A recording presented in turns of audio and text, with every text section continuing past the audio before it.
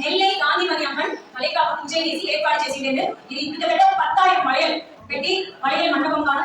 అదే మరి అమ్మవారు గర్భిణిగా ఉన్నారు. అది ఏమి అట్లంట కడుపుల మొలదలు కట్టి ఉన్నాం.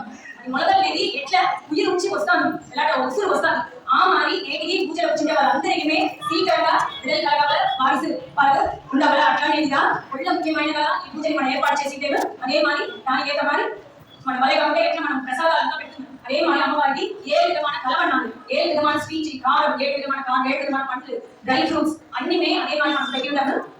ఇప్పుడు ఈ పూజలు కళాటూరులో ఉండి తుమ్మలో ఉండి పేరు వచ్చిండేది, కళ్ళపచ్చులో ఉండి వచ్చిండేది, మన కాశీపురం నుండి వచ్చిండేది, మన శరీరంలో ఏరియాలో ఉండి అంతా వచ్చిండేది, వేరేగా నుండి వచ్చిండేదా మరి ఇంత ఊళ్ళోని మనం పూజ చేసేప్పుడు తెలిసి వాళ్ళు వచ్చిండేది. సో ఇక్కడ వచ్చిన వాళ్ళందరూ ఈ ప్రార్థనకు వచ్చి వీళ్ళకి రెడీ కలగాల అట్లాంటిదిగా ఉండగా అందరూ ఒట్టుగా చేరి ఎప్పుడైనా ఒక్కొక్క ప్రార్థనగా చేసేటప్పుడు దానికి ఒక పెద్ద బలం